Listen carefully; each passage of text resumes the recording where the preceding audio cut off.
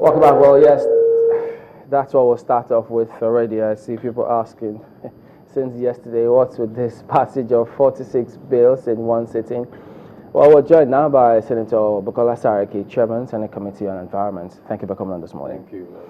Well, the papers, going by their headlines, excited about this. They're reporting it in different ways. Some say it's world legislative record, 46 bills. Some say within 5 hours, others say 10 minutes. Why? I think we need to focus more in looking at the bills itself and seeing that are they laws that are important for our national development. I think that's what is our primary objective. Yes, you can fault the fact that why now, and I think these are the areas where that I think surely things can improve on. But don't let us deviate from the game that as economy. There's some good bills there that are important that will help our development, and I think that's the way we should look at it. And don't forget, they're not bills that have not been worked on. The House of Representatives have passed it, and it's more concurrence. And it's normal, not only now in democracy, all over the world, that you can, make such concessions. You can bypass procedures if you think certain bills are priority. All over the world, if there's a bill that is key that needs to be passed, and even needs to be passed at a short period of time, we do it sometimes for money bills, that you would do things that will speed it up in doing that. We should not get bogged down sometimes in procedure and at the time lose the effect of why we're there. And the effect of why we're there really is to impact on people's lives. I don't get me wrong that it's good headlines, to say it's beautiful headlines, but we should not deviate from the substance of are there bills that are important. And I think some of those bills are key. Oh, yeah. But we'll learn from it. Okay. I mean, don't. I'm hoping that in the 8th chamber on the last day we'll not do something like this, because we will have during the year some of the things someone looked at, and it's from experience. You see this kind of things where we should be able to have a kind of rule that says if one chamber passes, maybe within a certain period of time, the other chamber should take this and look at it, so that these kind of things are prevented. But if one had the opportunity to either get the bashing that you get this morning and not pass those bills, or pass them for the better of our country, I think I'll go for the latter. Yeah. Some of the concerns, as much as there are those who say, well, yes, for instance, if they go through and see the whistleblower, because I think process of criminal, there are a few good ones there. I think it's in, I don't know if it's in the President's Pledge or the party constitution. I think it's the President's Pledge where he was talking about the whistleblower protection, how he was going to encourage that. So that may be considered good. But the concerns that exist, one of which is, for instance, when you look at the National Health Bill, there were lots of, well, maybe not lots, there were some who raised the fact that in spite of the public hearing that existed, they still had reservations about it. So in all of these 46 bills, who knows, if they had held public hearings in some of these bills, they may have seen a thing or two that could have been raised and corrected, but this wholesale passage also has a lot of disadvantage. Well, as I said, I do agree that it's not perfect or not the best way of doing it. But honestly, I believe that if there are choices to be made in either letting all that work that's been done to just collapse and have to start all over again, than passing it because we're worried that there might be certain sections there that might not be, which you can amend. I mean, don't forget, it's not that no work has been done. I mean, the other chamber has done public hearings. They've gone through that process, and I think there should be some level of confidence in the caliber of work on both sides of the chamber. Though we do work a bicameral system, but I think that you tend to find that even when you do concurrence, percentage of amendments are actually quite not many. Majority you concur. I mean, there are a few that you do change. I raise your point. So, as I say, I go back to the point that yes, if we need to really dot the I's, cross the T's, we'll say yes, this shouldn't have. But at the end of the day, one has to make that choice in what is better to have. I think we'll go for this. But we'll learn from it. I think this morning Nigerians will be excited just for one thing, because over the years we've seen women and rights groups talk about a sore point in our criminal system, and that has to do with rape. The anti-rape bill is one that they would say is fantastic because over the years, they call it the silent crime. Even victims are discriminated to the extent that they can't even come before the law. Life sentence, that's a good one, don't you think? How did they arrive at that? Well, I think, again, must have been largely from, of course, public hearings, getting feedback from the public. And I think that's a key part.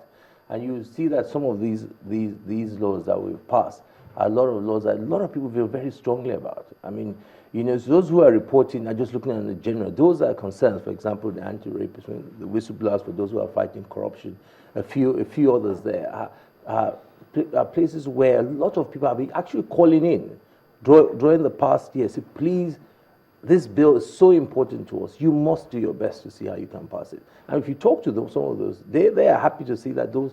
I mean, at the end of the session, there were a lot of senators who were so excited. For example, on the anti-rapist one, who were so excited that finally some of these bills have been passed to law. So as I keep on saying, I think that you know, there's value in what has been done. Well, and again, we might review until the next time we don't capture the front pages. Maybe next time we try. Because it would seem as if you saved the best for last. well, sometimes the biggest last headline. But you know, there are those who also wonder. They like to know because this passage of these bills, perhaps, what happens? Is it that the 8th Assembly wouldn't take a look at those bills and the work done if they were not passed, or what? Well, they might do, first of all. I mean, if it had not been passed. Yeah, they might do. That's first. And even if they do that, they're going to start all afresh. They're going to start the whole process again. Who's losing out? It's the same people that we're serving, because we're there for a purpose. And this is one of the things we must begin to see that. And this is one of the agendas that we're talking about. Nigerians need to know. They sometimes ask, why? What are those people doing there in that building? They didn't have any impact on my life.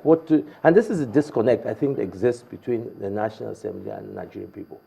And until so, if you have an opportunity where that's very important bills that would impact, so why wait another 2 years? Maybe it will take that long sometimes to pass this bill. If we can pass it now and it can be effective and up and running. I think I honestly believe that, you know, we should look at it from that point of view, because at the end of the day, we're there for a purpose, to impact on Nigerian lives, and we must let that be the driving force. And sometimes don't let us get bogged down into the procedure, in as much as the procedure is good, for as long as, you know, we're within the conference. And it's a common practice, not only here, that you see where if the necessity arises, then, you know, this is why the rules are there. We make the rules. The rules don't make us. We make the rules. And that is why the Senate President put it before us, that, you know, do we want, you know, to step down the rules that would have made this carry on for a longer period of time. But for those senators who disagreed, I think the Senate President said, well, you can come back on Thursday. That would be just academic, isn't it? But even if they bring their objections, there's nothing that can be done about it. Well, well, maybe they will rethink between now and Thursday, and they might agree, and maybe they will not come back. Yeah. Did you get anything out on the environment? No, we didn't have one that where the House had done this. I mean, this is not just. I need to clarify that they're not just bills that, you know, they just got up and got presented. These are bills that had been passed by. So there are many bills at the moment, for example, that have not either been passed by the House or passed by the Senate. They couldn't have come under this quick passage. It's bills that already a lot of work is done in one chamber has passed it. And to be a pity, I mean, if one chamber has passed it, really it's about concurrence. In most cases, they do go through. And if you've run out of time, you know, you do at the time step down your rules in order to allow this. Okay, so it means that, who knows, there may be just one more headline about the National Assembly and passage of bills, because the House of Reps are expected to reciprocate. Yeah, because there are stuff that we have passed in the Senate that the House of Rep, you know, are going to do. I think they're doing this today and tomorrow to look at. Okay, because those are some of the bills passed there. The Tertiary Education Trust Fund Establishment Act Amendment Bill and a host of others. Oh, including that last one there on the screen. Internal National Commission for Rehabilitation Act. Okay, they repealed and then looked into it. All right. I think another interesting one there should be the Community Service Bill, because when we talk about community service, it's quite key if we're talking about positioning a new culture for us in the country.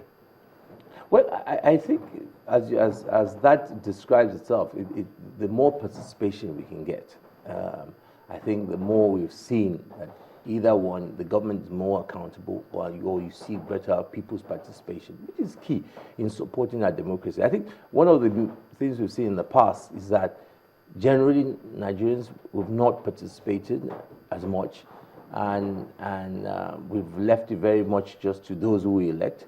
But I think the more we participate in playing our own role, then we also challenge those who we elect to be even more accountable. So you're right. I mean, that strengthens the whole governance process.